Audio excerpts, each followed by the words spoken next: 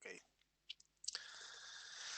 Bueno, en la primera clase de este curso vamos a tomar un tema que nos quedó pendiente, que era genomas, ¿ya?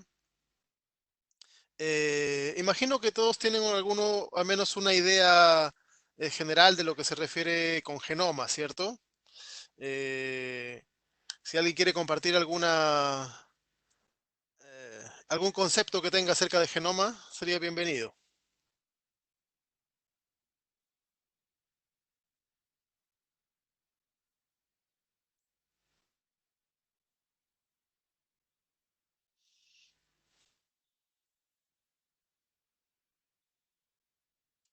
No escuchó. Estaba conversando acerca del tema de genoma, que imagino conocen la palabra genoma, han escuchado la palabra genoma, deben tener algún concepto eh, con respecto a a a esta palabra. ¿Alguien quiere mencionar, alguien quiere indicar qué es genoma? Los genes de cada individuo. Ya, el genoma son los genes, pero es más que eso todavía. ¿Alguien quiere dar otro concepto que tenga, que le parezca?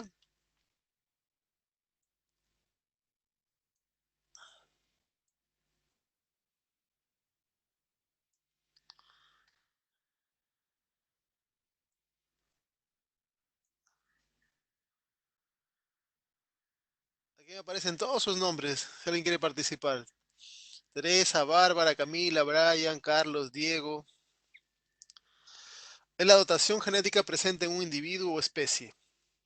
Ese concepto es más cercano a al concepto que se ha establecido, ¿ya? Una de sus funciones es regular el resto de funciones del organismo, sí, es correcto, ¿ya? Eh, conjunto de genes y disposición, ¿ok? Información genética. Bueno, genoma viene de genes, ¿ya? Pero es más que los genes simplemente. Eh, genoma vendría a ser toda la composición, la secuencia de bases que constituyen no solamente a los seres vivos, ¿ya? Sino también a otras entidades que están o que contienen en su estructura material genético, como son los virus. Ahora, los genomas son, como han mencionado algunos de sus compañeros, lo que hacen al ser vivo, lo que hacen al individuo, porque no solamente son la secuencia, sino que es el uso de esas secuencias para generar y transformar eh, estructuras que tienen funciones para esos seres vivos o en este caso para estas entidades biológicas que no se las considera vivas, pero que tienen muchas de sus propiedades. ¿Ok? Los genomas pueden codificar para estructuras de baja complejidad estructural y casi nula capacidad funcional, como son los virus. ¿Ok? Los virus de forma independiente prácticamente son inertes. ¿Ok? No tienen elementos que sean activos, es decir, no realizan funciones, no tienen metabolismo, su estructura es relativamente simple, ¿ya? Pero aún así son capaces de realizar infecciones como la pandemia que tenemos ahora. Eh, Cuando ya analizamos el genoma y la estructura de una bacteria, nos encontramos de que su complejidad no es tan alta tampoco. Como sabemos, no tiene organelos, no tiene envoltura nuclear, tiene una membrana, una pared y poco más, pero funcionalmente tiene una enorme cantidad de, de procesos que ya le dan la característica de ser vivo. ¿Ya? Cumple todos los requisitos y requerimientos para poder dividirse, multiplicarse, copiarse, interactuar con otros seres, mantener el equilibrio, etcétera, etcétera. Eh, si nosotros vamos un poco más allá y analizamos los eucariotas, vemos de que aquí ya se combinan las complejidades tanto estructural como funcional, ¿ya? Eh, Presentan no solamente complejidad en una célula, sino que se agrega el multicelularismo, etcétera.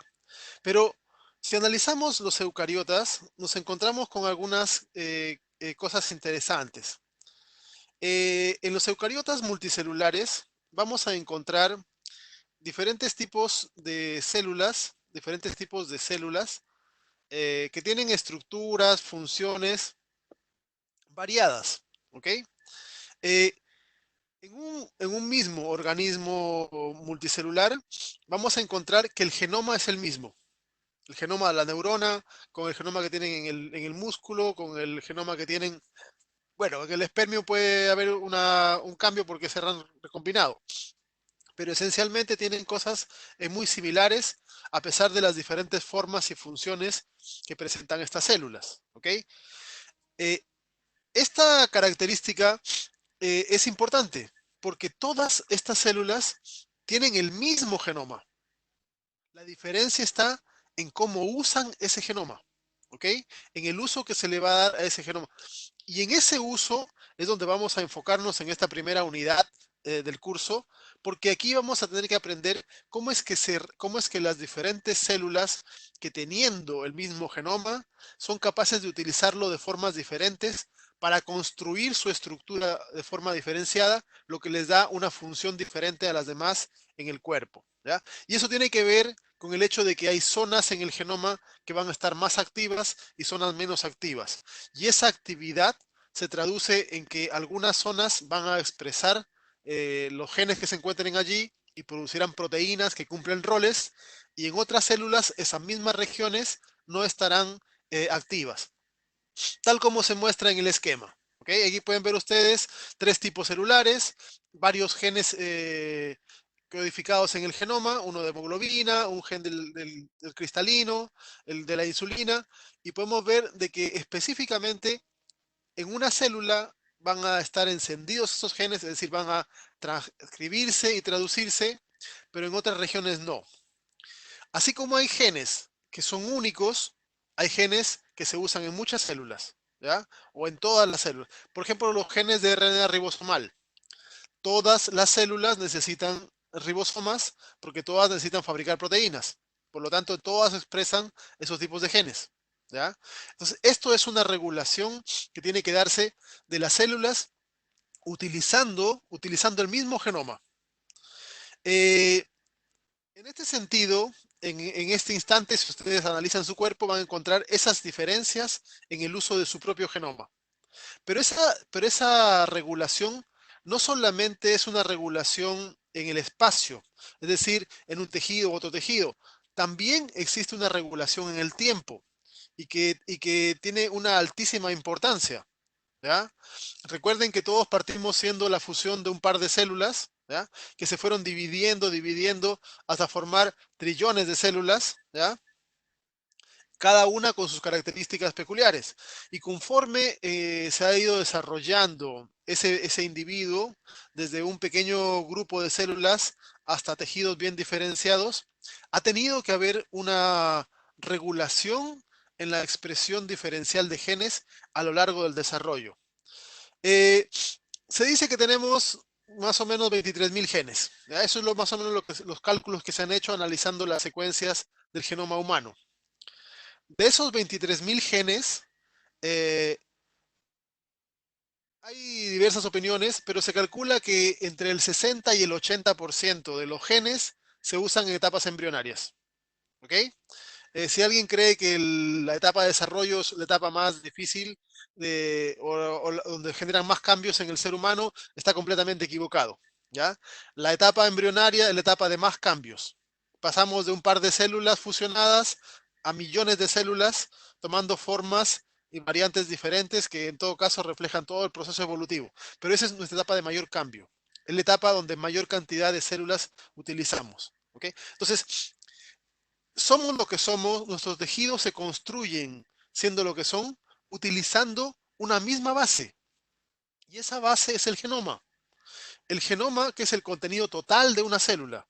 Es el DNA que está en el núcleo, más el DNA que está en la mitocondria. En el caso de plantas, el DNA que está en el cloroplasto.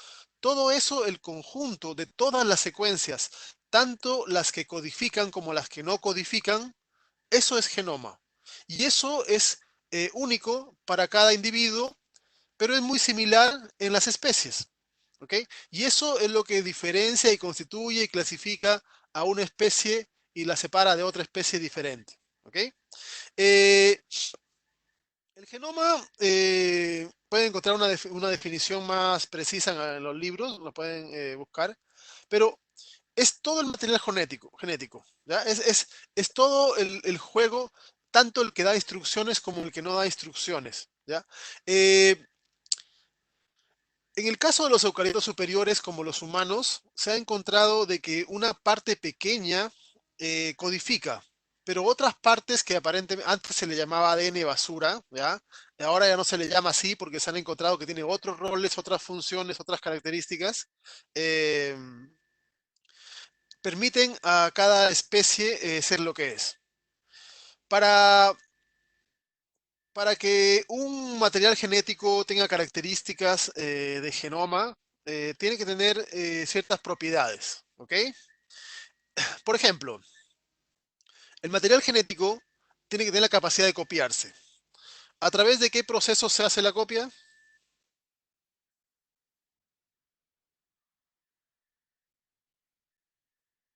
¿La traducción o no? No, ¿O transcripción? no. El copiado del material genético, la replicación. ¿Ya? Ahí José contestó bien, Sebastián, ya están contestando varios bien. La replicación, el proceso de copiado del ADN. ¿Ya? Eh, el material genético no solamente tiene que copiarse porque de esa forma puede cumplir con uno de los principios de la vida, el multiplicarse. ¿Ya? Esa es una de las bases de los seres vivos, capaz de generar copias. Y para copiarse, primero tienen que copiar su material genético. ¿Ok? El material genético también tiene que ser capaz de contener información. ¿Ok? Y en este caso, la información se denomina, como ya han mencionado algunos antes, genes. ¿Ya? Entonces, una parte del genoma son los genes. Son los que tienen información que codifica, son información utilizable, son información que de manera práctica se van a expresar, como dice el siguiente término, y es lo que estaban indicando ustedes ahí. La transcripción, la traducción, que son los procesos de expresión de la información. ¿Ya? De nada sirve tener un gen si no se usa. ¿Ok? Imagínense que ustedes tengan en su genoma el gen para que salgan rayos láser de sus ojos, pero si el genoma no lo expresa, no va a servir de nada. ¿Ya? Es una tontera, pero eh, la, la- el material genético, el material genético que no se expresa, no se manifiesta en el individuo. Por ejemplo, los humanos tenemos en nuestro genoma genes para hacer crecer cola, pero no nos crece la cola, porque esos genes ya están apagados, no se utilizan. ¿Ok? Tenemos genes para que nos crezca abundante pelo en el cuerpo, pero no se usan. Son genes que ya están apagados, son secuencias que contienen información, pero no se usan porque se han bloqueado por procesos evolutivos en especies anteriores a los humanos. ¿Ya? Al Homo sapiens. Entonces, eh, la, la información contenida, para que sea visible, para que sea usable, tiene que expresarse. ¿Ya? Y otra cosa altamente importante de los genomas es que tienen que ser capaces de modificarse. A través de qué mecanismo se modifica el genoma? ¿Cómo se cambian las secuencias de ADN? Mutaciones. Ese es el proceso en que... Y las mutaciones son importantes. ¿Ya? Uno tiende a asociar el término mutación con algo negativo. ¿Ok? Y sí, la mayor parte de las veces la mutación conduce a algo negativo, porque es por probabilidades. ¿Ok? Eh, eh, hay más, en el genoma hay más formas en que funcionen mal las cosas a que funcionen bien. Y en general, en la vida también es así, ¿ya? Hay más probabilidades de que funcione mal una cosa y para que funcione bien tiene que darse de una o de pocas formas definidas. ¿Ok? Eh, en las células también hay formas en que una proteína funciona. Y si uno le cambia, deja de funcionar o funciona mal. Eh, cambiando casi cualquier cosa funciona mal. Pocas veces de esos cambios, el cambio es para mejor. ¿Ok? Por eso es que uno generalmente asocia la palabra mutación como algo negativo. Pero en realidad, la mutación es un proceso importante porque genera variación en los genes, genera variación en la información. Y esa variación va a manifestarse en que los individuos van a tener diferentes capacidades para interactuar con el medio, porque las proteínas que generen van a tener funciones ligeramente diferentes. Y esa mutación es una de las partes que son básicas del proceso de evolución. ¿Ok? A nivel de individuo, generalmente las mutaciones son malas. A nivel de especie, las mutaciones son buenas. Porque a nivel de especie van a aparecer por aquí y por allá variantes que le dan al grupo diversidad. Y esa diversidad les permite eh, a estas especies poder adaptarse a los cambios ambientales. ¿Ok? Entonces, estas cuatro son algunas de las características, son las más importantes, tiene más, pero son las características más importantes que debe tener un genoma, que debe tener el material genético para poder ser, servir eh, como la base de una especie. Eh, los genomas, como ya deben saber, se han ido secuenciando desde hace tiempo atrás ya. Antes era mucho más complejo hacerlo, se demoraba uno una enorme cantidad de tiempo en hacer la lectura de las bases, etcétera. Por eso es que se demoró tanto los genomas. Pero en la actualidad la secuenciación ha avanzado tanto que se hace de manera automática. Ahora se hace en base a robots y se puede secuenciar todo el genoma de un humano en particular en menos de una semana. ¿Ya?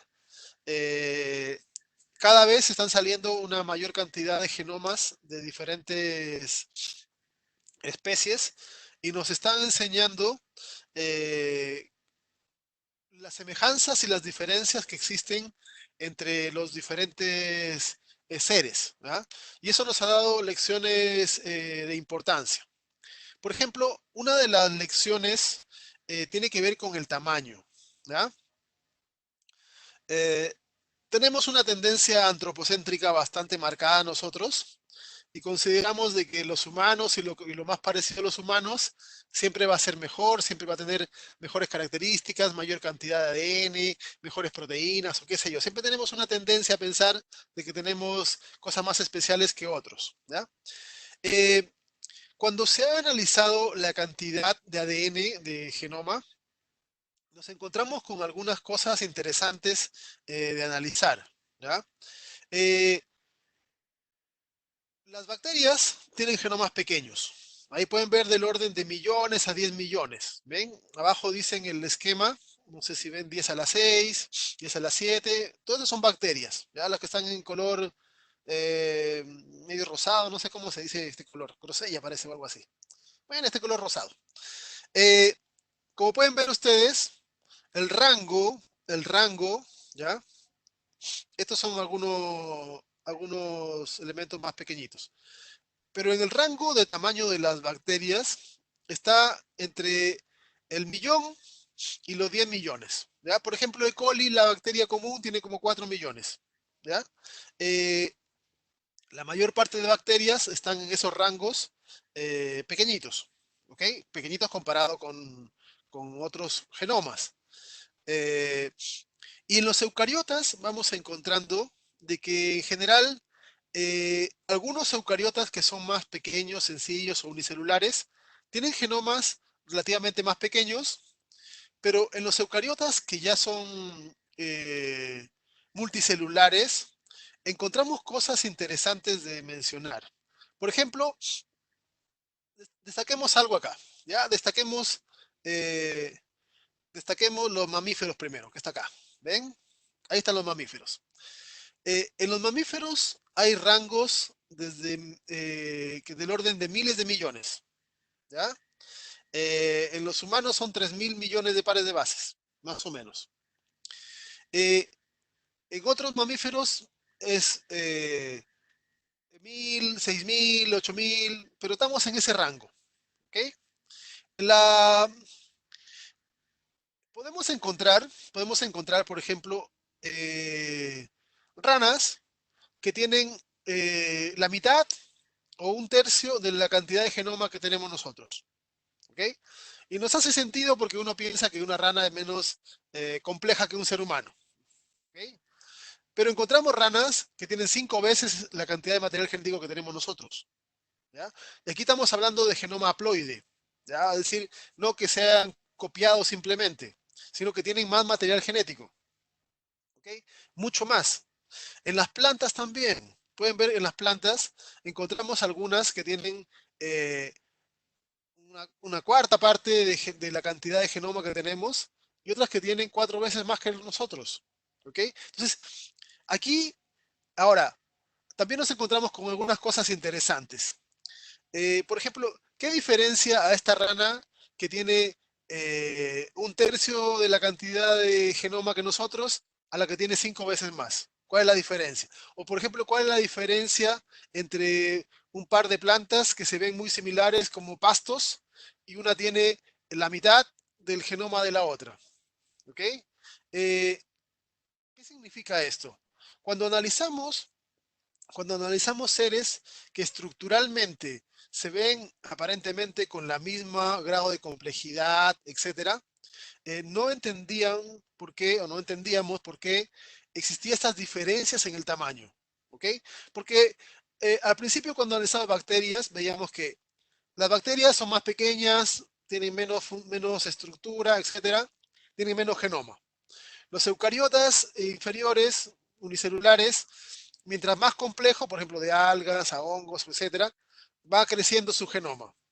Pero después, dentro del resto de seres eucariotas superiores, vemos que, por ejemplo, hay insectos que tienen 5 veces más genoma unos comparado con otros. Por ejemplo, dos especies de escarabajos. ¿Ah? Hay una especie de escarabajo que tiene 4 veces más cantidad de ADN que el otro. ¿Y en qué se diferencian? Si se ven estructuralmente iguales, las mismas funciones, no hay gran cosa de diferencia. ¿Ya? A este problema de que ya no hay una correlación entre lo complejo que se ve un organismo y la cantidad de su genoma, se le llamó la paradoja del valor C. ¿Ya? La paradoja del valor C. El valor C viene a ser la cantidad de N. ¿Ya? Es decir, no sé hasta cierto punto en lo que son bacterias y elementos inferiores, se encontraba una correlación. Más ADN, más complejo. Pero a partir de cierto punto se rompe esa complejidad, esa correlación. ¿Ya? Ya no se da de que más complejo signifique mayor cantidad de ADN. ¿Ya? Eh, entonces, esto primero fue esta paradoja, se le llamó así, la paradoja del valor C, eh, no se explicó hasta que se hizo análisis de secuencias del genoma, hasta que se pudo determinar de manera más completa cuál es eh, cuál es la composición que tenía el genoma y lo vamos a ver más adelante, ¿ya? Lo que sí se ha encontrado de que existe, de que hay una mejor relación, aunque tampoco no es tan exacta, pero hay una mejor relación por lo menos, tiene que ver con el número de genes y la complejidad. ¿Ya? En ese sentido, sí se ha encontrado que hay una mejor relación. Tampoco no es tan precisa, ¿ok? Pero por lo menos se acerca más eh, a una correlación directa con respecto al tamaño del genoma. ¿Ya? Quiero que diferencien bien los términos. ¿Ya? Cuando hablamos de genoma, estamos hablando de todo el DNA. Todo el DNA, tanto los genes, que son los que codifican, como las secuencias no génicas. ¿Ok? Aquí estamos analizando no el genoma completo, no todo el DNA. Estamos hablando del número de genes, ¿ya? Eh, Esta tabla está un poco desactualizada. Estos eran los primeros cálculos que se hicieron de los humanos. Ahí dice 25, en realidad son 23 nada más, ¿ya? Pero podemos ver cómo, eh, en términos generales, sí hay una correlación más o menos entre la complejidad y el número de genes, ¿ok? Eh, Vemos bacterias menos genes, levaduras más genes, que son unicelulares. Multicelulares, ya vemos que aumenta el número de genes, ¿ya? La complejidad tiene que ver no solamente con la estructura, también tiene que ver con las funciones que realizan, ¿ya? Eh, y en el caso de los eucariotas superiores encontramos que las plantas normalmente tienen, bueno, no todas, pero muchas, tienen mayor cantidad de genes que los animales, ¿ya? Bueno, si analizamos y si recuerdan algo de la bioquímica, las plantas producen una enorme cantidad de compuestos y metabolitos diferentes, con lo cual tienen eh, 30 veces más enzimas que nosotros, ¿ya? Entonces, eso podría ayudar a explicar en parte por qué razón las plantas tienen mayor cantidad o diversidad de genes que los animales, ¿ok? Por su complejidad funcional, por el hecho de que tienen que resistir todos los cambios estando ancladas a un mismo sustrato. Eh, en el caso de bacterias y arcaeas, la correlación es bastante precisa en cuanto al número de genes, arcaeas, tamaño de genoma, etc. ¿Qué significa esto?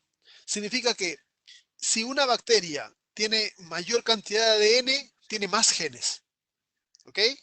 Eh, la correlación, aquí estamos haciéndola ya no en la complejidad del individuo, sino entre la totalidad del ADN y cuánto de ese ADN sirve, cuánto de ese ADN codifica, cuánto de ese ADN se utiliza realmente en producir proteínas. Y en el caso de bacterias y arcaeas, e incluso en el caso de algunos eucariotas inferiores, existe una correlación bastante proporcional. Lo cual nos indica también de que los genomas de bacterias son bastante compactos.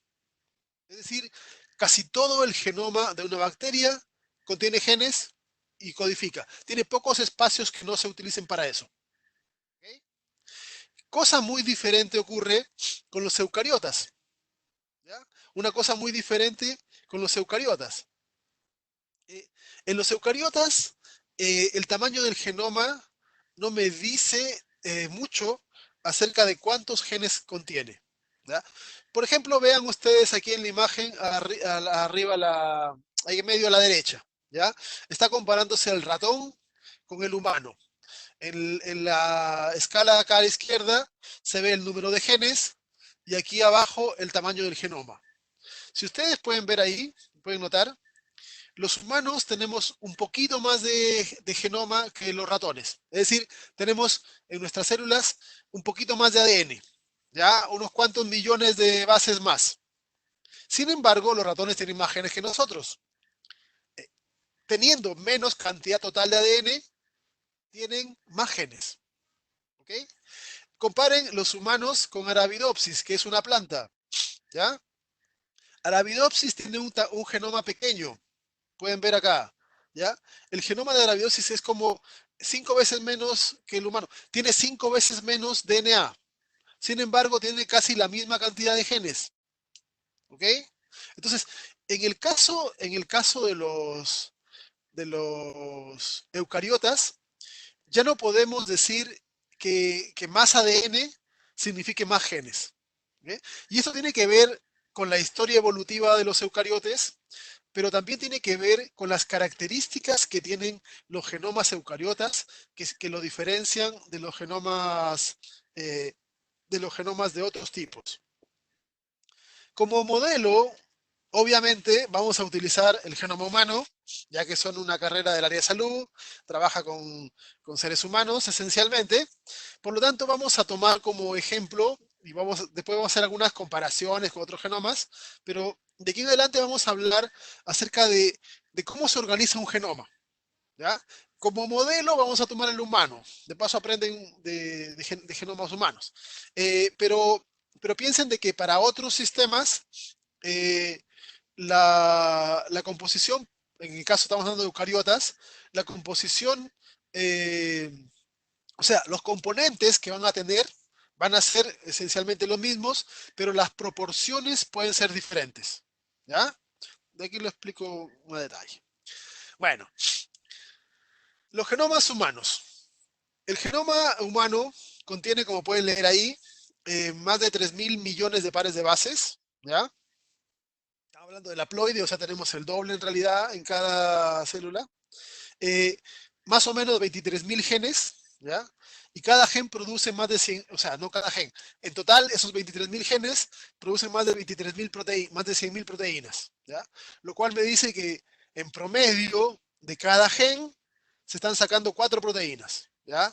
Vamos a ver después cuáles son los mecanismos por los cuales se genera eso, como el splicing alternativo y otras formas en las cuales se generan más de una proteína del mismo gen. Una de las primeras cosas que tienen que ustedes que destacar del gráfico es lo que está resaltado ahí arriba y que dice, bueno, abajo también está resaltado, la parte codificante. ¿Se fijaron cuánto es la parte que codifica en los humanos? Toda esa parte rojita. Eso significa que el 98,5% del ADN que tenemos en cada una de nuestras células no se usa para generar proteínas. ¿Ya? No es que no se use. Antes se llamaba ADN basura, les repito, antes, ¿ya? Ahora no se le llama así. Ahora sabemos de que algunas cosas tienen funciones, otras no se sabe. Puede ser que algunas partes sí sean basura. Algunas cosas se han generado por procesos en donde característicos y propios de la secuencia de ADN que es copiarse. Pero vamos a ir explicándolo de a pocos, ¿ya? Pueden ver que hay, por ejemplo, lines, cines, vamos a ver qué son cada cosa, retrotransposones, secuencias repetidas, duplicaciones, etcétera, etcétera. Zonas intrónicas, miren los intrones. Casi la cuarta parte del genoma son intrones. ¿Recuerdan lo que son los intrones? Las secuencias que están separando los exones en los genes. ¿Ya? Entonces, tenemos una enorme cantidad de secuencias, eh, muchas de las cuales ya se sabe para qué sirven, o cómo se han generado, o por qué se han procesado, o cómo han aparecido, ¿ya? Pero hay otras que todavía no se tiene bien claro cuáles son sus funciones, ¿ok? Aquí está un resumen, probablemente no es un resumen que sea muy actualizado, ¿ya? Pero, pero da una idea de cómo es, porque esto lo van cambiando cada 6 meses, depende de cómo van terminando las secuencias. Eh, una cosa, el- la secuenciación del genoma humano terminó ya hace rato, ya hace como una década se secuenció todo el genoma completo. Eh, pero el hecho de que se haya secuenciado el genoma no significa que se sepa todo lo que hay en el genoma. Me explico. La información que contiene es demasiado grande. ¿Ya? Piensen ustedes que son 3.000 millones de pares de bases. Nadie se ha puesto a leer o a revisar qué contienen todas y cada una de las secuencias.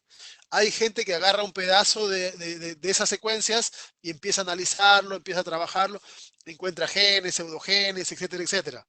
Pero van analizando por fragmentos. Pero la cantidad de información que ha producido el genoma humano todavía tiene para ser estudiada por varias décadas, ¿ok? Porque es demasiada información, ¿ya? Entonces, conforme salen trabajos, conforme van generándose nuevos reportes, se va cambiando las características de esta secuencia, conforme se van haciendo las anotaciones respectivas, ¿ya? Después van a hacer un trabajito ustedes más adelante que les voy a dejar para que para que vean más o menos cómo se van haciendo las anotaciones y qué partes hay del DNA que sirven, que se repiten, etcétera. Pero este es un resumen que igual nos sirve bastante bien. ¿Ok? ¿Qué nos dice? Veamos, regresemos acá. El 26% del genoma son intrones, el 1,5 son la parte codificante, los exones en sí. ¿Ok? Eso nos da como 28 casi. Aproximadamente, sumándole las zonas promotoras, etcétera, más o menos el 30% del genoma, el 30% está relacionado a zonas codificantes. ¿Ok? Entonces, aquí ya cambia un poco la cosa, porque eh, si consideramos los intrones como parte de las secuencias de los genes, ya tenemos de que por lo menos el 30% del genoma se utiliza. Ahí cambia la cosa, ¿ya? Porque en el análisis que hacíamos acá, estábamos solamente indicando la parte exónica nada más, la parte realmente funcional, ¿ya? Los intrones en sí, eh, hay algunos, hay algunos que se dice que no tienen función, ¿ya? Hay otros que dicen que sí tienen algunas funciones y hay varios trabajos en un sentido y otro. Pero vamos a considerarlo de esta manera, ¿ya? Entonces, más o menos un tercio de nuestro genoma está relacionado con genes, ¿ya? De esa parte, como ya hemos visto, una pequeña parte, el 1,5, son directamente las zonas codificantes, ¿ok? Y el resto, ¿ya? 28 y tanto por ciento, son las zonas relacionadas a genes, pero que no codifican directamente, ¿ya? No. Eh, Codificar significa de que se usa esa secuencia para transformarla en secuencia de aminoácidos de proteína, ¿ya? Por lo tanto, los intrones no codifican porque los intrones se cortan, se van a cortar cuando se haga la traducción. Ya vamos a verlo más adelante cuando veamos el proceso de transcripción-traducción y vamos a ver que los intrones son retirados, son cortados, y por lo tanto jamás van a utilizarse para formar proteína. Por lo tanto, no codifican. ¿Ya? Eh, no, el 30% son secuencias relacionadas a la parte codificante. ¿Ya? Pero la parte codificante, espérate, espera un poquito, vamos a hacer algo. ¿Dónde estás?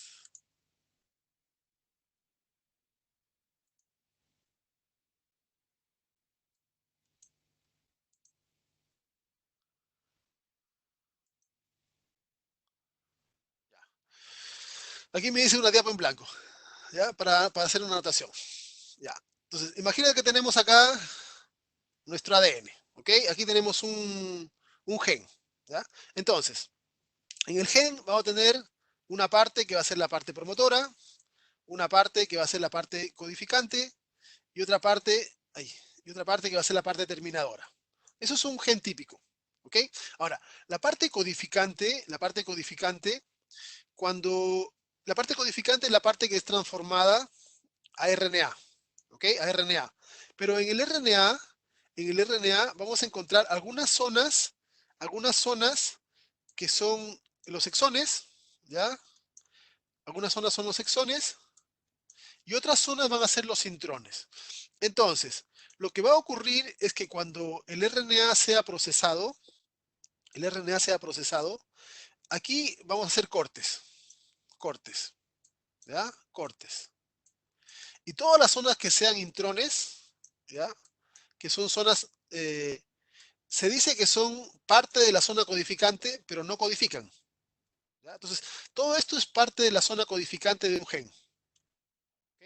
Pero dentro de la zona codificante, en el procesamiento final que se le va a hacer, hay zonas que no se usan.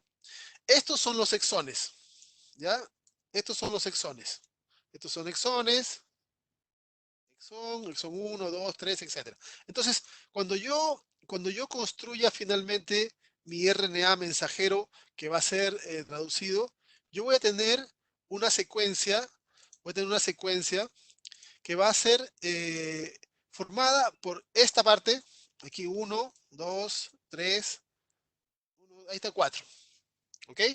Entonces, los exones son los que son los realmente codificantes, son los que realmente van a servir para ser transformados en proteína.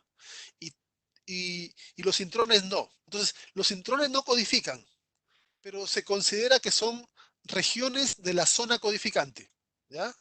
Para que no se confundan. Entonces, en la zona codificante hay zonas que aún así no codifican, a pesar de que se llame así.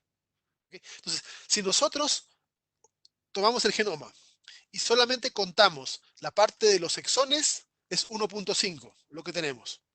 Pero si contamos las secuencias génicas, es decir, todo esto, ya que es más grande, todas las zonas relacionadas con los genes, ahí nosotros tenemos que es un 30%. ¿Ok? ¿Se entendió mejor ahí? Ya. ¿Por qué están ahí los intrones? Esa es una buena pregunta que la vamos a responder un poco más adelante. Ya no me quiero adelantar mucho. A ver, déjame ver si está por ahí para responderlo o no. Mm, mm. Ya, la vamos a responder un poco más adelante porque quiero explicar algo antes acerca de cómo evolucionan los genomas y ahí quedará más claro. ¿Ya? Ok, sigamos. Ah, ya, estábamos en esta diapositiva. Eh, entonces, el 30% son secuencias relacionadas a la parte que codifica. ¿Ya? O sea, secuencias relacionadas a genes. Aquí tenemos, bueno, la parte que codifica, como decíamos, es el 1,5%, y la parte que no codifica, pero que está asociada a genes, vendría a ser el resto. Ahora, dentro de esa parte no codificante tenemos los intrones. Los introners, tenemos las zonas promotoras, tenemos las zonas terminadoras, y además tenemos otras cosas como los pseudogenes, ya que vamos a mostrar que son genes, eh, o mejor dicho, que son secuencias que antes, en una especie anterior a nosotros, probablemente funcionaban, ¿ok? Pero ahora ya no funcionan por diferentes razones. Vamos a dar unos ejemplos después, ¿ya? Pseudogenes, recuérdenlo para más adelante. O fragmentos de genes. A veces hay zonas del DNA que se copian, ¿ya? Por diferentes razones, cuando hay una infección viral, por múltiples causas, hay zonas del DNA que pueden ser copiadas, ¿ok? A veces se copia un gen completo y tendríamos una duplicación del gen, pero a veces se copia una parte. Entonces, una parte que se copia viene a ser un fragmento génico, ¿ya? Todo eso son secuencias génicas que codifican o secuencias que alguna vez codificaron o que tienen algún tipo de secuencia que está asociada a algún gen conocido. Entonces, si un investigador analiza una parte del genoma y encuentra un pseudogen o encuentra una parte que tiene homología con algún gen conocido, pues pasa a ser parte de este 30% porque va creciendo. ¿Ya? Entonces depende de los análisis que se hacen, por eso es que estos gráficos pueden ir cambiando. Las otras regiones que no tienen nada que ver con los genes directamente, que no tienen que ver con los genes, se llama DNA extragénico. El nombre lo dice todo, ¿ya?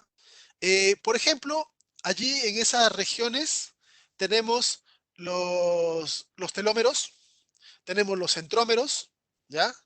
Eh, y un montón de otras secuencias como están mostradas allí, ¿ok? Ahora, dentro de las secuencias se ha encontrado una cosa importante. Hay una cantidad de secuencias que son únicas, ¿ok?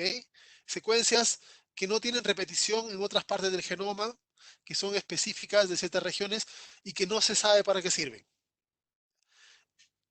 Hay algunos investigadores que toman estas zonas y las empiezan a analizar, empiezan a ver si tiene parecido con algo, si tiene algún tipo, y si encuentran algún tipo de función, pueden pasar a este lado, ¿ya?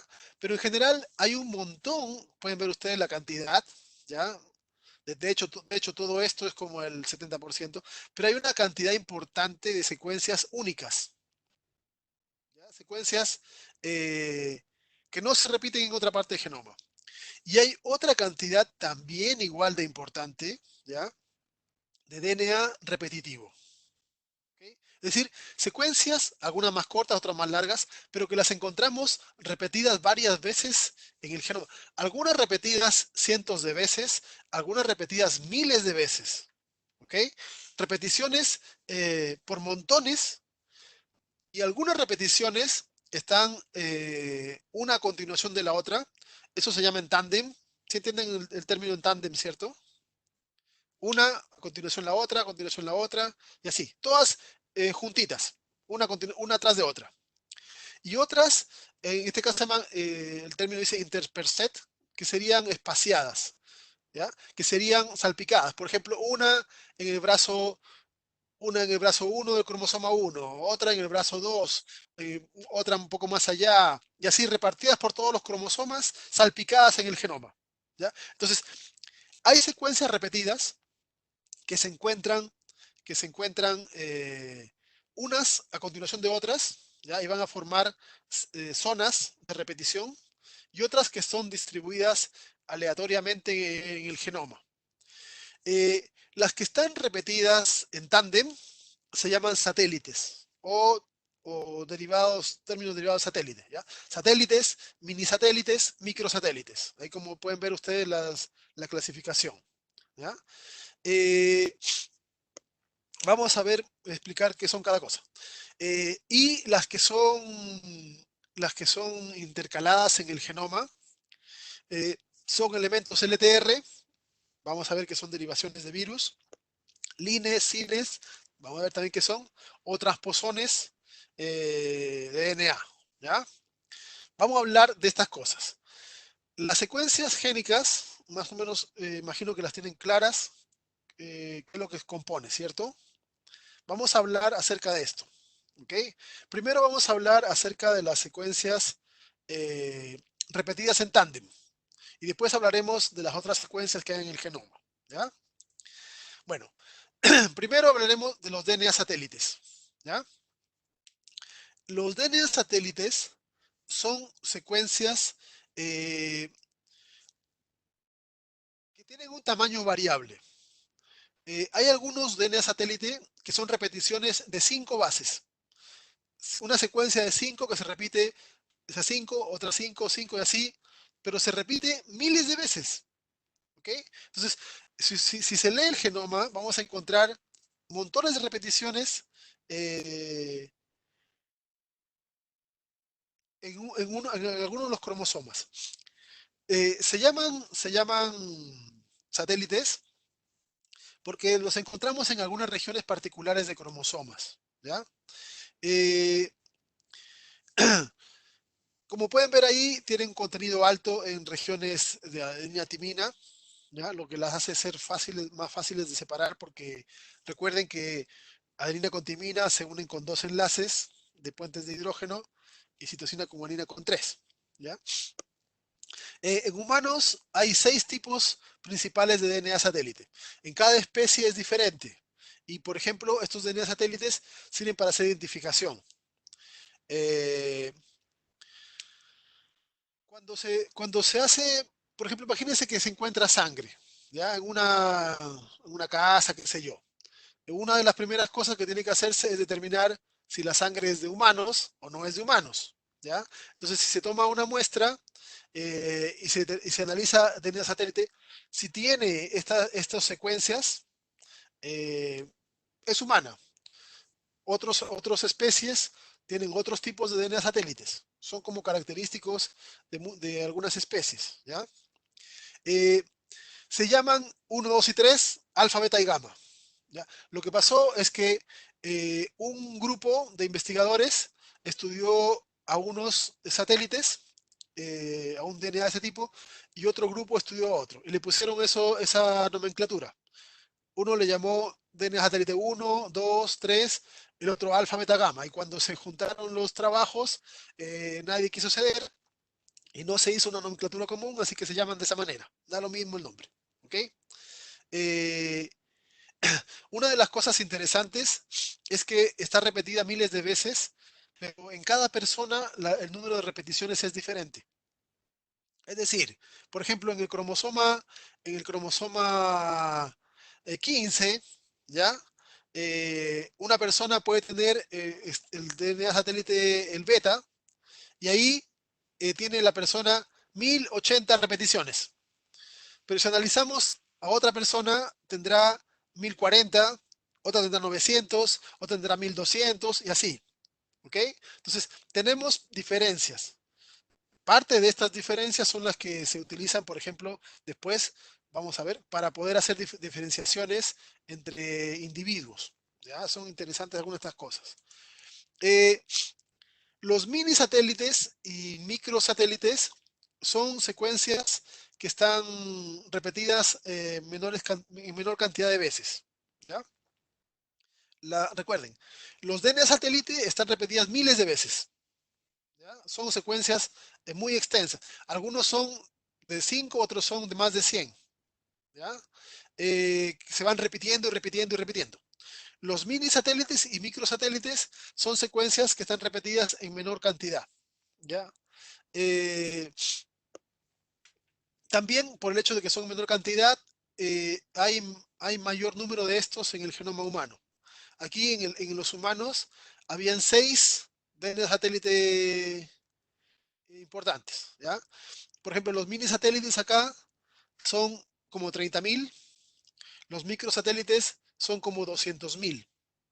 ¿Ok? Entonces, de estos hay más, porque las secuencias son más cortas. En el caso de los mini satélites, son secuencias que van entre 6 y 25 pares de bases. ¿Ok?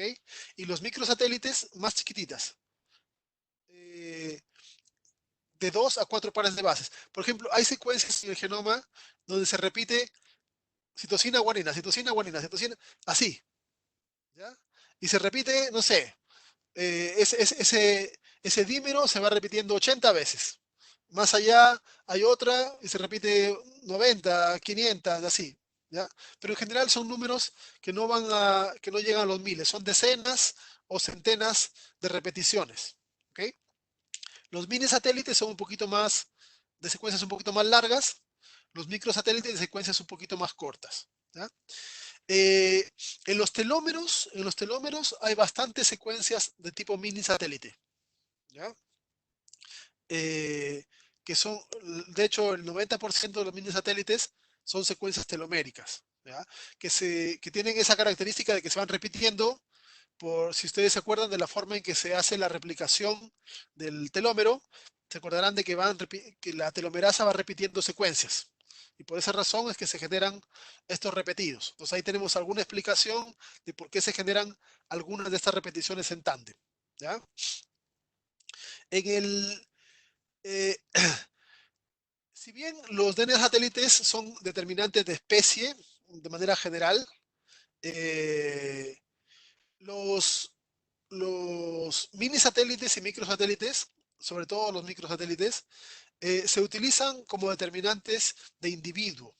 ¿Ok? Porque estos de acá tienen, como son más cortos, tienen una gran variación entre cada individuo. ¿Ya?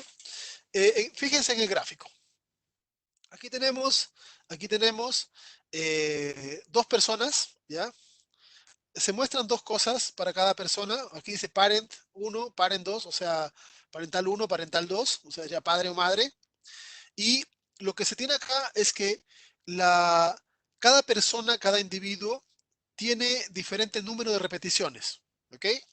Aquí pueden ver acá. Imaginen que el parental 1 sea la madre. ¿Ok? Entonces, la madre tendrá en uno de sus cromosomas, recuerden que somos diploides, tiene acá, ve, fíjense, 1, 2, 3, 4, 5, 6 repeticiones de este microsatélite. ¿Ya? Entonces aquí sería, por ejemplo, puede ser de 2 bases, de 3 bases, etcétera, pero se repite 6 veces. En el otro cromosoma, esta misma persona tiene 9 repeticiones. ¿Ya? Esto fue heredado uno de su padre, el otro de su madre. El otro parental que tenemos acá, la pareja, tiene otro número de repeticiones, 5 y 7 en este caso, que fueron heredadas también de sus propios padres. ¿Ok? Entonces, como vemos, las combinaciones en cada individuo son diferentes. Este tiene 6, 9, 5, 7. Eh, si tiene más repeticiones, eh, este segmento va a ser mayor, porque aquí se pueden hacer cortes con enzimas que marcan en puntos específicos, en secuencias. Entonces, si obviamente aquí hay más repeticiones, esta banda va a ser mayor. Si yo tengo dos bandas de ADN de diferente tamaño, cuando las procese y las evalúe en un gel de agarosa, que vamos a ver cómo se hace eso después, eh, yo tendré dos diferentes señales. ¿Ya? Porque una que es un poco más grande migrará más lento, la otra que es más lenta migrará mayor. ¿Ya? Migrará más rápido. Entonces, ahí cada una de estos tamaños de ADN me va a dar un patrón de banda específico. ¿Ok? Entonces, si yo analizo los hijos de esta pareja, si analizo los hijos de esta pareja, yo voy a encontrar que tienen que haber heredado necesariamente uno de cada uno de los padres. Por ejemplo, el primer hijo tiene 9, este viene de la madre, y tiene un 7, que viene del padre. El segundo hijo tiene un 6, el otro cromosoma de la madre, con el mismo 7 que heredó el hermano. Entonces tiene 7, 7 se parecen, pero el otro es diferente. ¿Ya? El último hijo, 6 y 5. 6 y 5. Ahora, ¿qué pasaría si, por ejemplo, un hijo no tiene una banda que sea, por ejemplo, 8, que no aparece en ninguna parte? ¿Ya?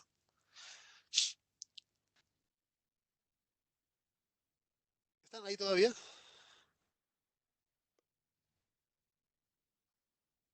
Sí, profe. Qué pasaría si uno de los hijos, por ejemplo, presenta una banda número 8, con 8 repeticiones, que no está en ninguno de los parentales?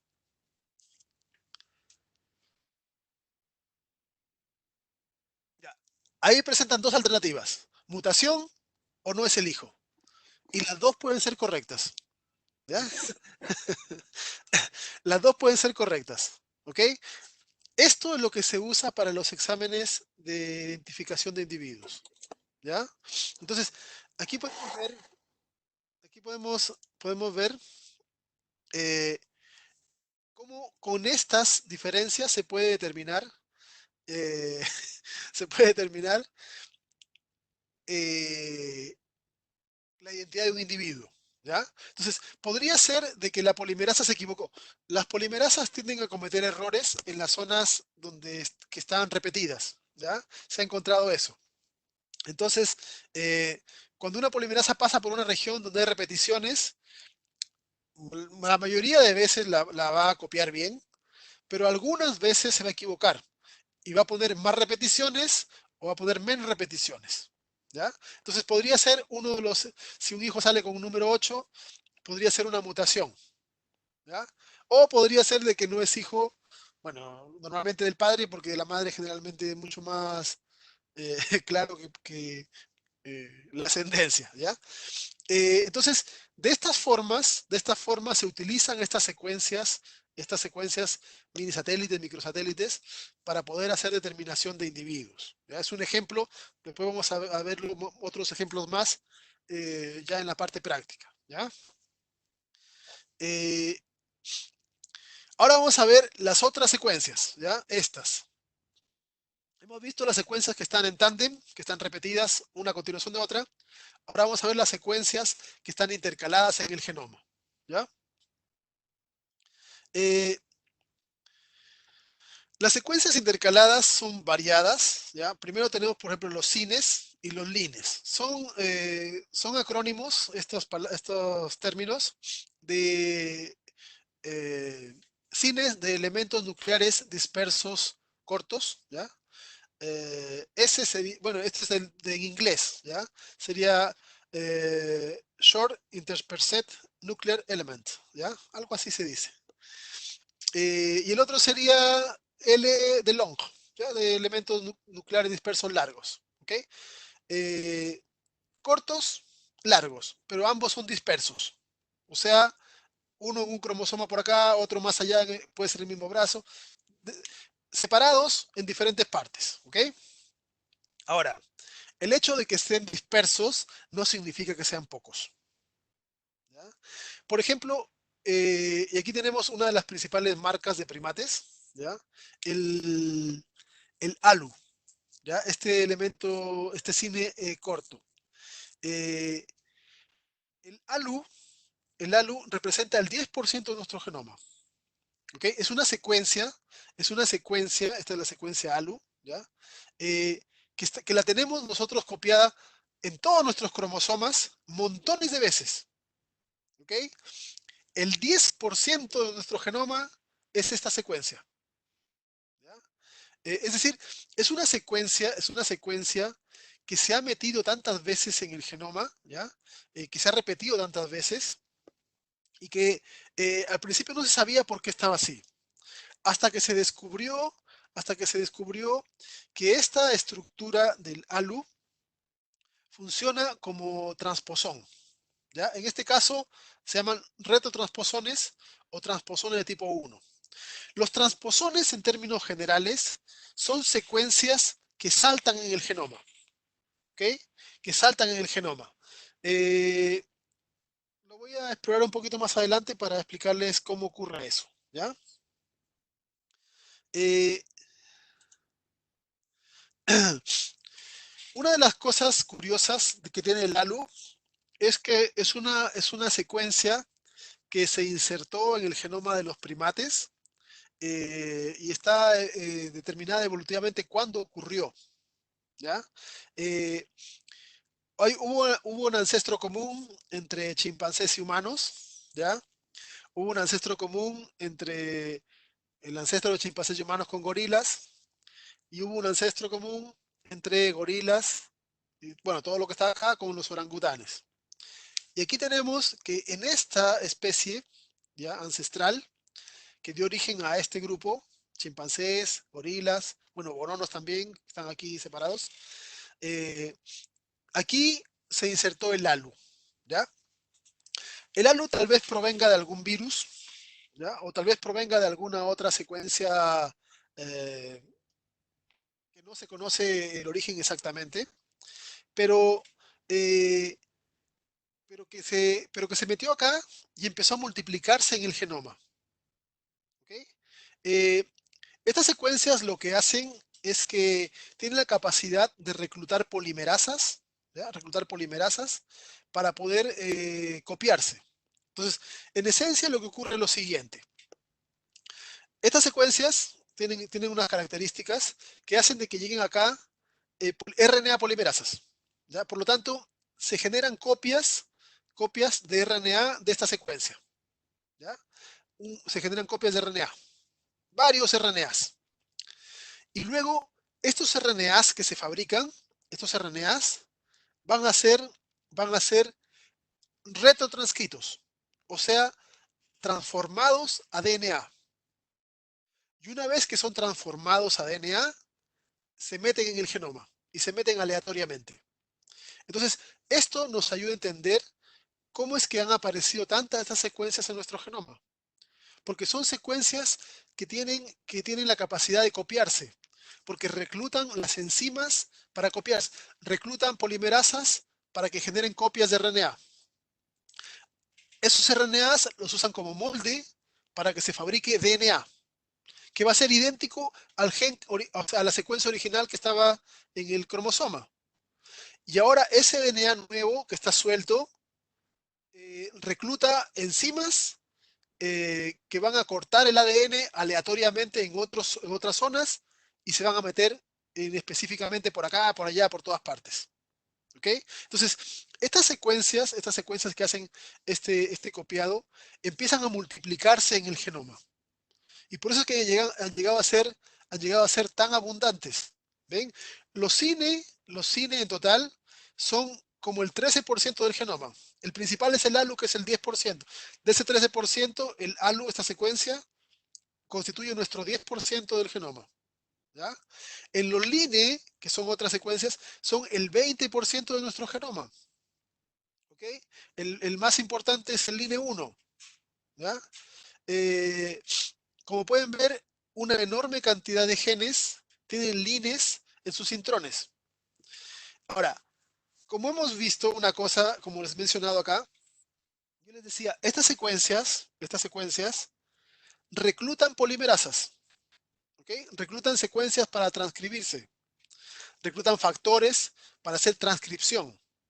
Por lo tanto, si estas secuencias, tanto ALU como LINE, sobre todo los LINE, si estas secuencias se meten en un intrón, van a reclutar también, eh, factores de transcripción. Entonces, eh, si un gen tiene intrones, que dentro del intrón hay secuencias LINE, ese gen va a expresarse más de lo normal. ¿Ok?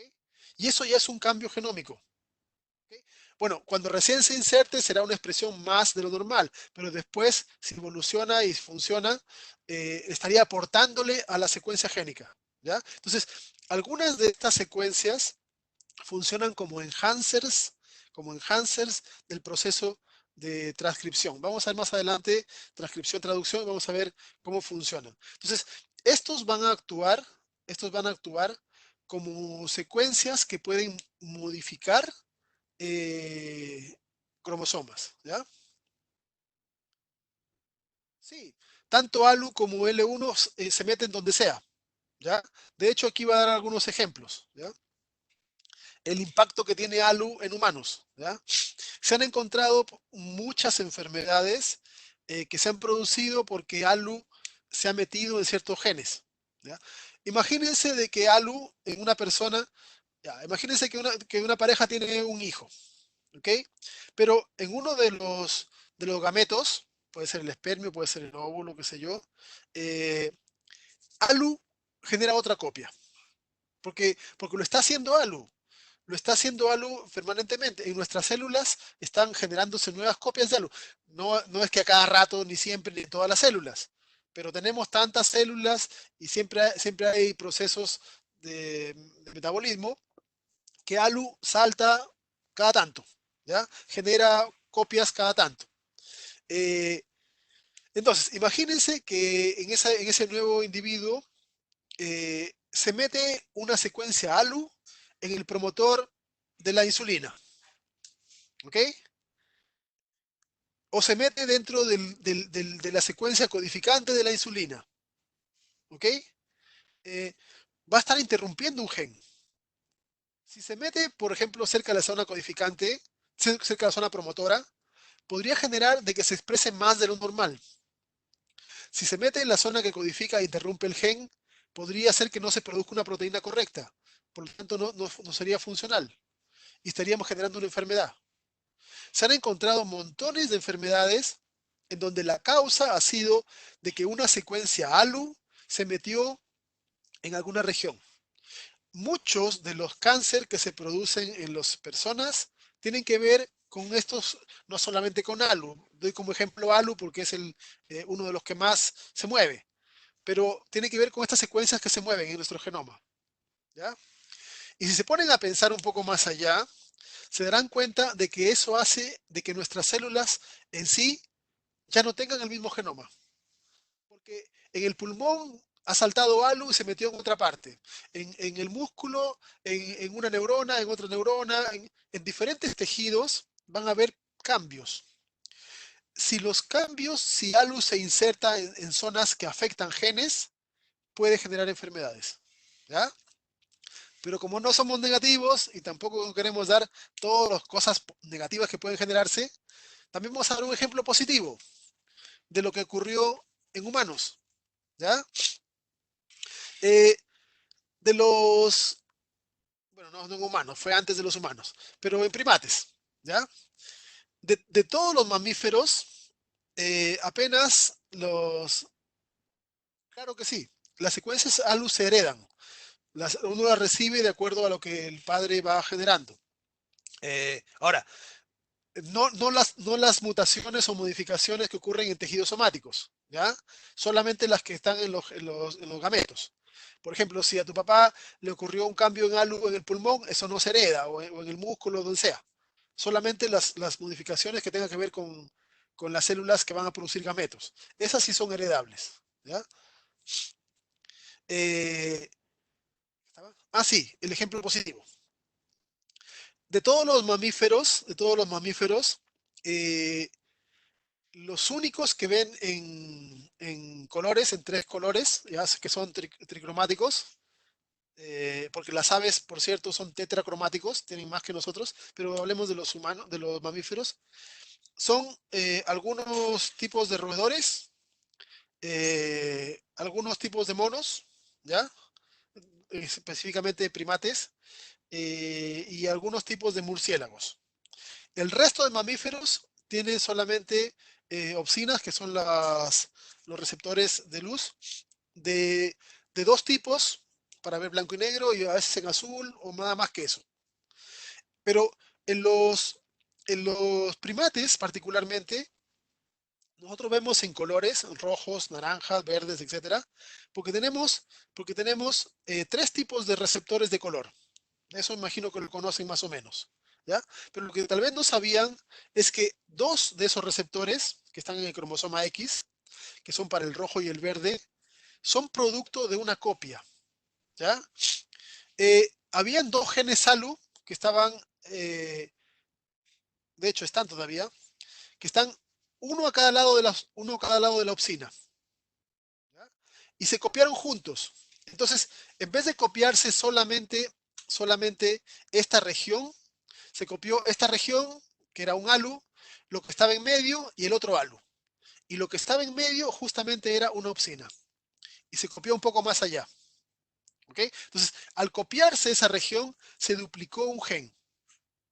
Y luego ese gen fue mutando por generaciones y cambió su capacidad de sensar la luz en una frecuencia diferente.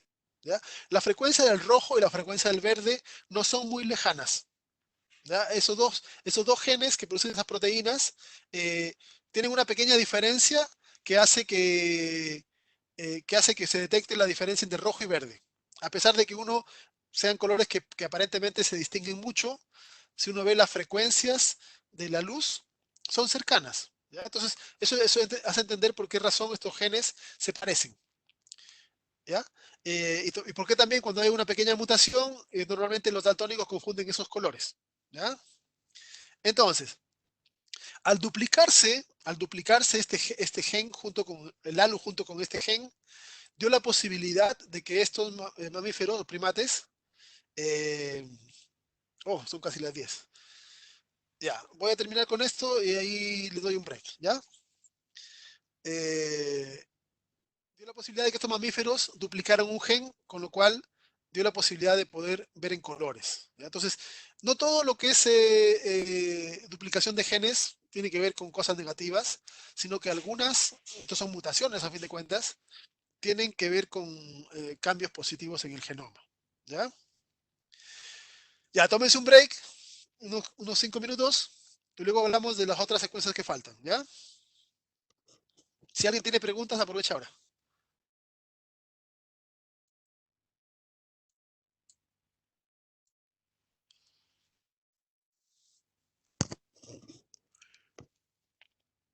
Si alguien tiene preguntas, las pone en el chat, ¿ya?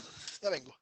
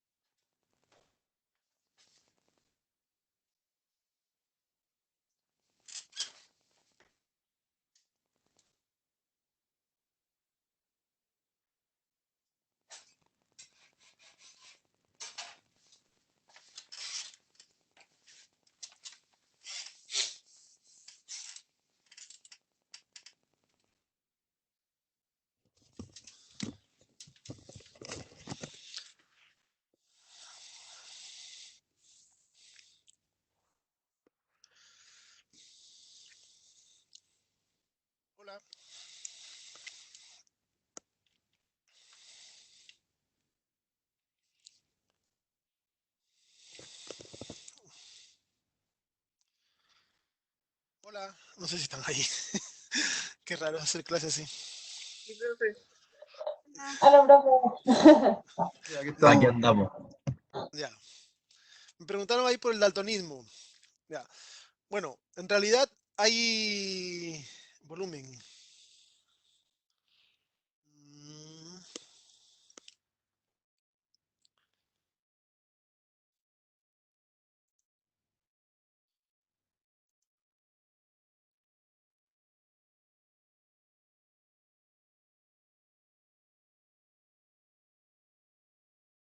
¿Escucha bien o no? De repente necesita subirle a su equipo.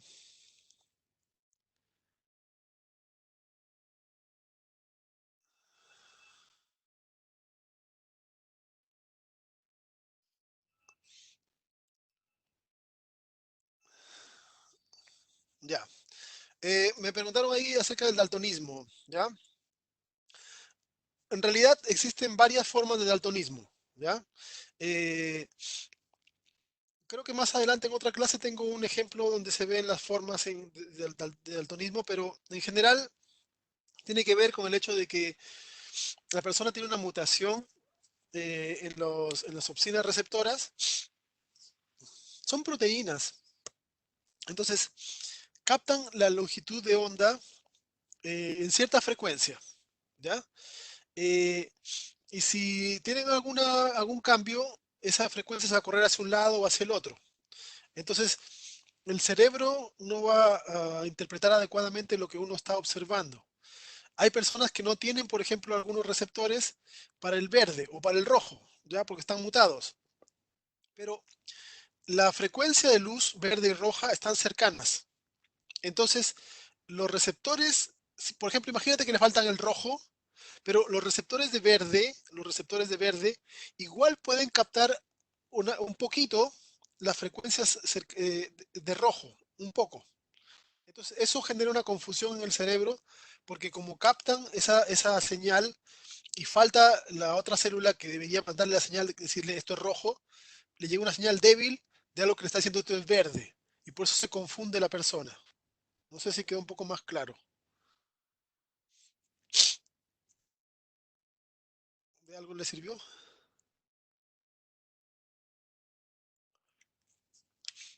Pero tiene que ver con el hecho de que son proteínas que captan ciertas frecuencias de luz.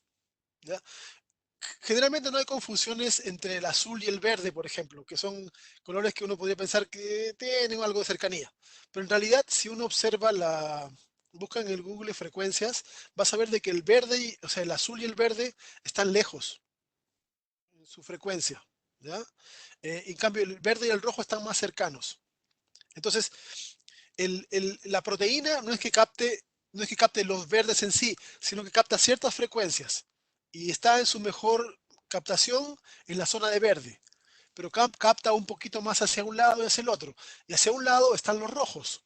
Entonces, por eso es que puede generar una confusión cuando falta otra opsina que daría una señal más fuerte al cerebro de indicarle este color, otro color. ¿Ya?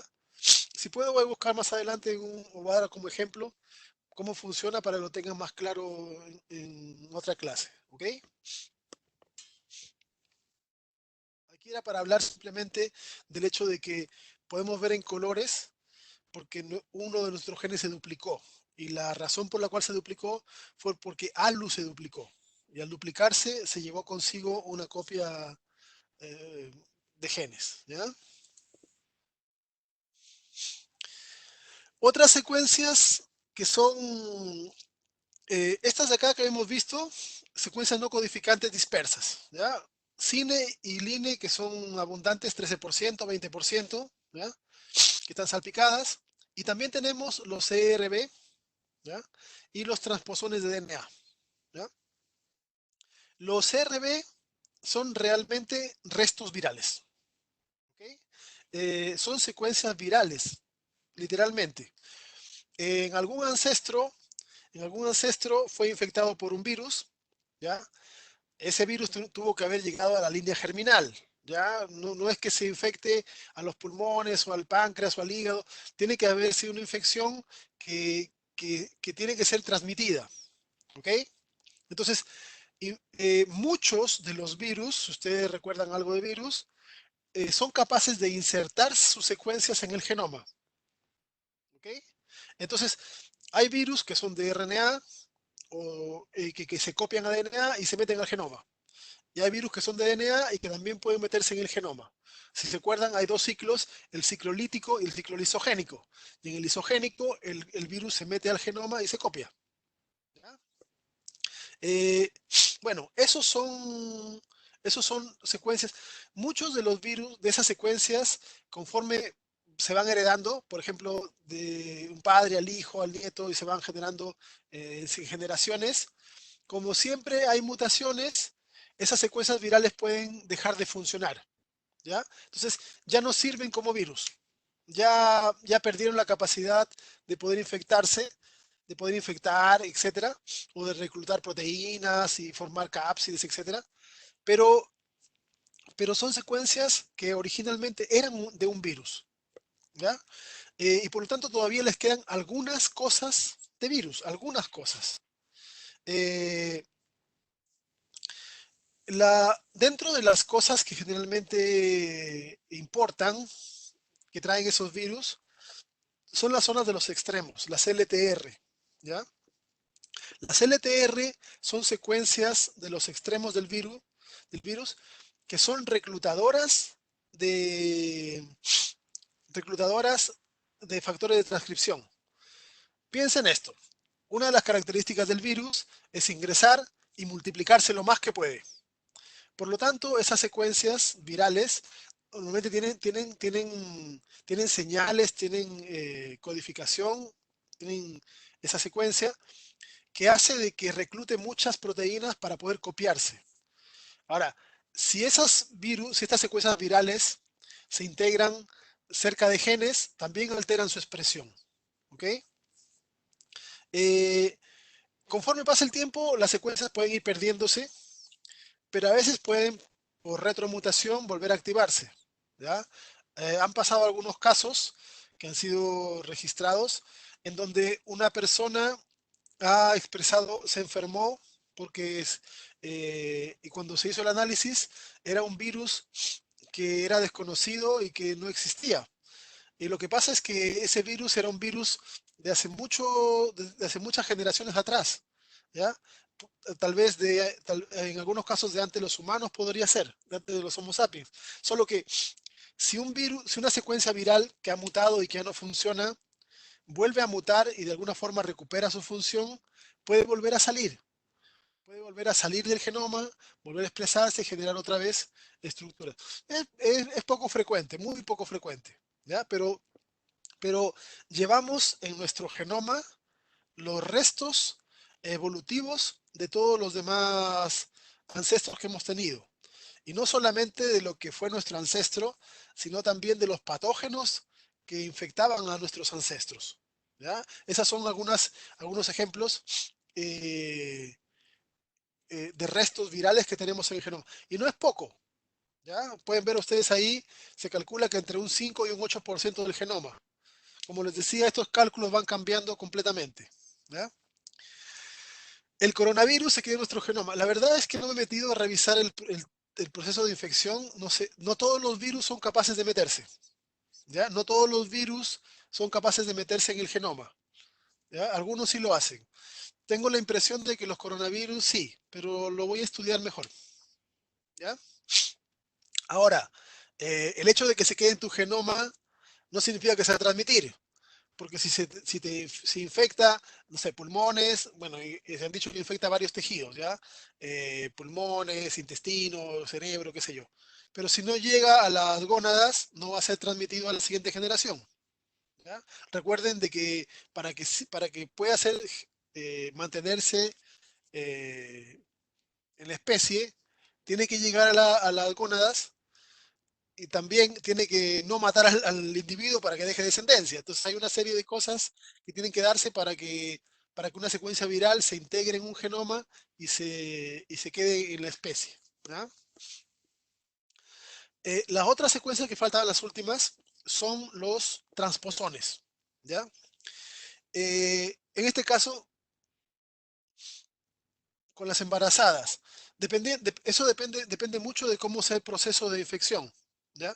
Por ejemplo, si está el embrión creciendo pequeño y es infectado, dependerá si las células del embrión que se infectan son las que van a producir las gónadas o no. Todo tiene que ver con el hecho de si pasa a las células responsables de la descendencia, ¿ya? Eh, Tendría que infectarse el embrión, tendría que infectar las células que van a ser gónadas, tendría que el embrión sobrevivir, llegar a la etapa adulta, tener descendencia, y esa descendencia ahí heredaría las secuencias. ¿Ok? Entonces, no es que cualquier virus que llegue va a pasar a la siguiente generación. ¿Ya? Sí, cualquier virus, no, sí, muchos virus que llegan se van a integrar en nuestro genoma. De cada resfrío que han tenido, hay células que han conservado secuencias virales. ¿Ya? De cada infección que han tenido por virus, probablemente ustedes tienen restos, pero no en todo su cuerpo, en algunos tejidos en los que fueron infectados. ¿Ok?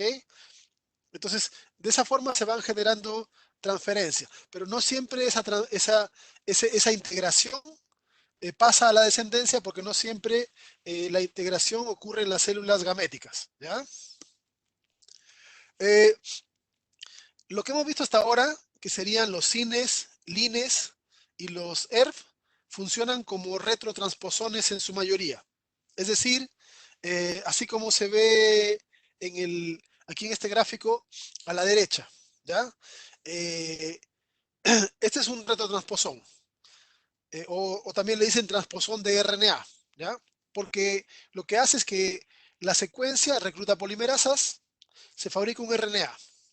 El RNA genera una copia de DNA, el DNA se integra en otra parte. Entonces lo que yo tengo al final son dos copias, la original que se queda ahí y la nueva que se mete en otra parte. Y por esa razón es que estos son más abundantes. En cambio, los transposones de DNA no. En este caso, lo que hace es que se mueven en el genoma, pero no se copian. ¿Ya? Entonces, aquí, por ejemplo, lo que recluta no son polimerasas, sino que recluta enzimas que la van a cortar. Entonces, cortan a esta secuencia y después se meten en otra parte. Es decir, por ejemplo, estaba esta secuencia en el cromosoma 2 y termina en el cromosoma 6. ¿Ya? Estaba en el cromosoma 6 y después se mueve el cromosoma 12. Y así se van moviendo. Pero como pocas veces el moverse implica copiado, casi no van aumentando. ¿Ya? ¿Cuál es la idea? Hay muchas cosas que no funcionan con un propósito definido o que no está bien determinado. ¿Ya?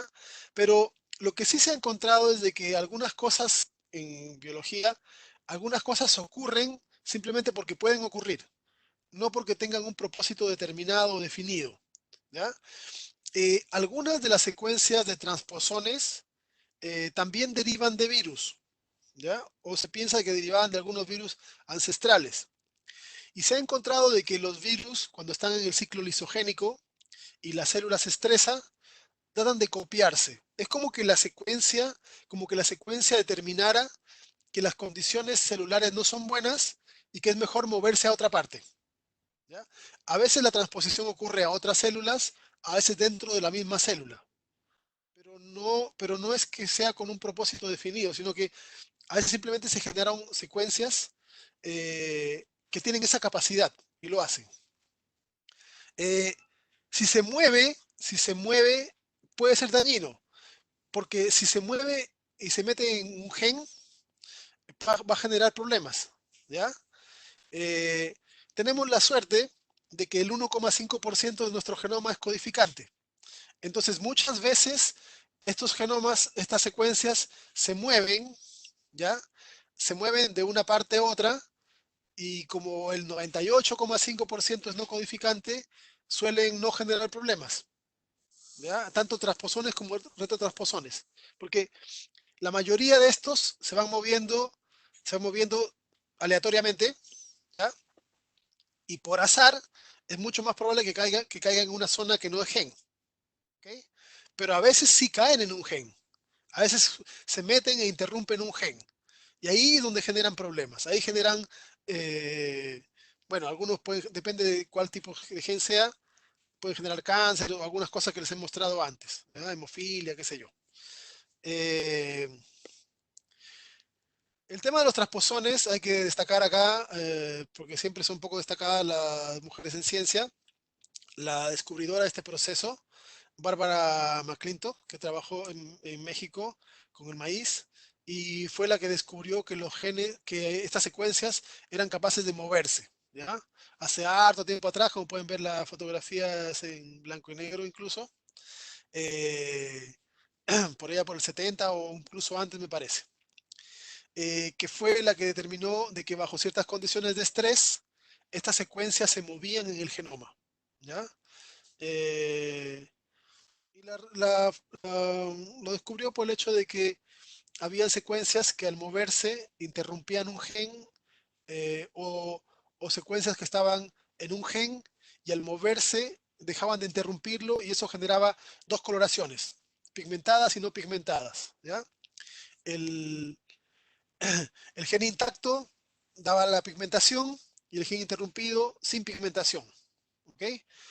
Pero cuando se estresaba y salía el transposón de esa zona, empezaba a generar pigmentación. Y por eso pueden ver ahí los granitos que tienen zonas de pigmentación y zonas que no.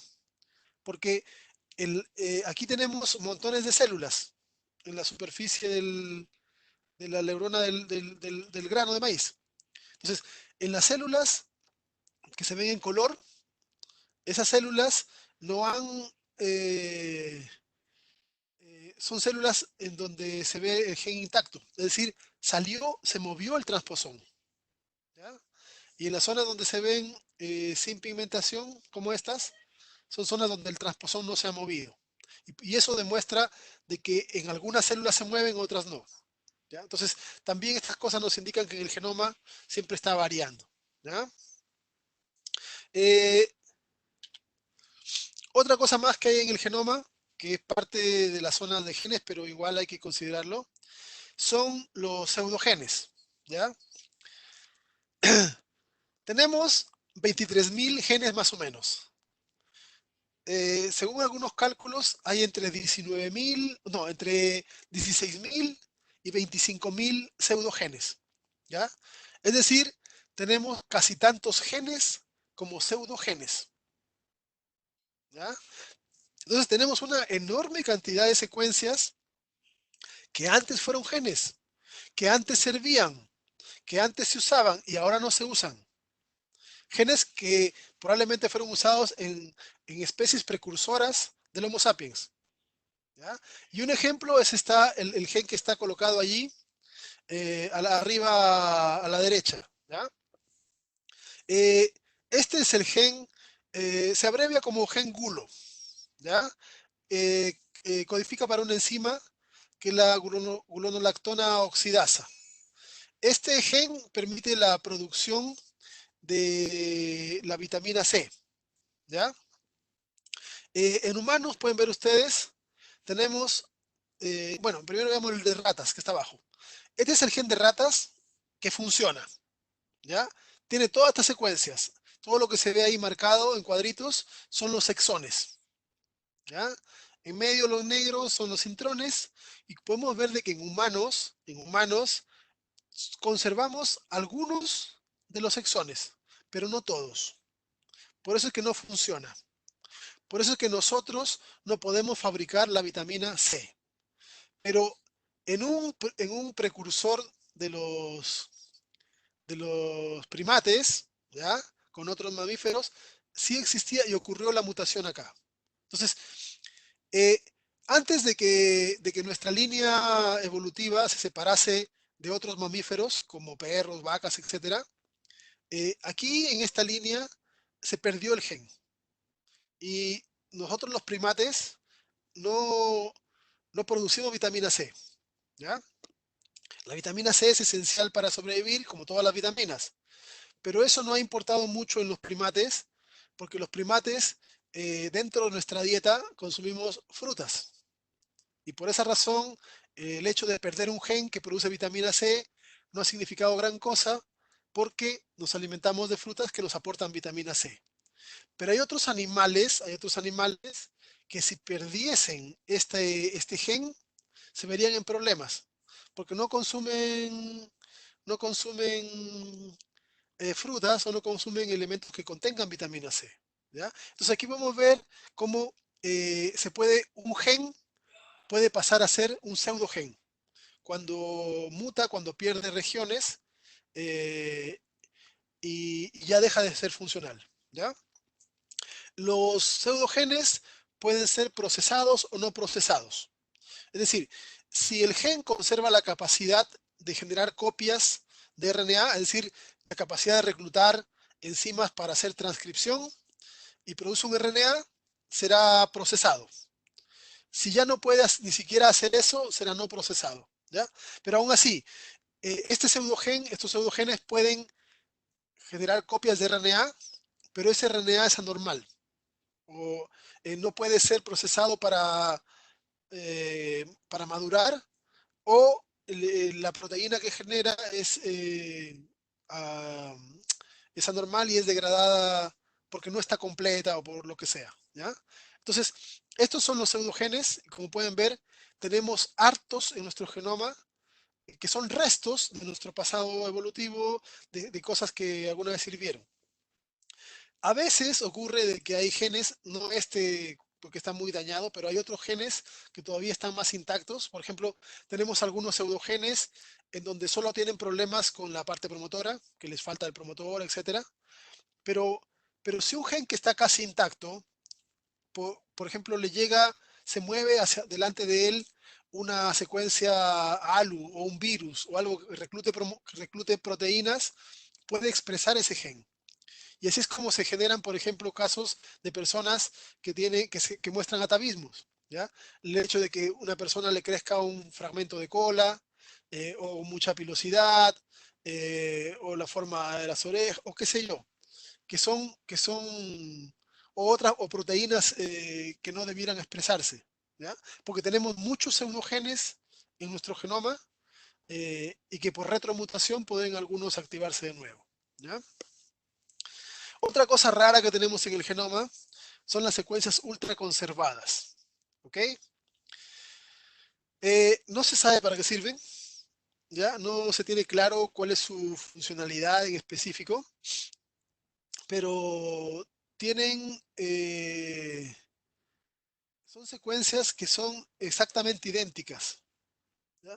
Hace más o menos 85 millones de años los primates nos separamos de los roedores y sin embargo se han encontrado secuencias que no han cambiado nada, lo que es extraño. ¿Ok?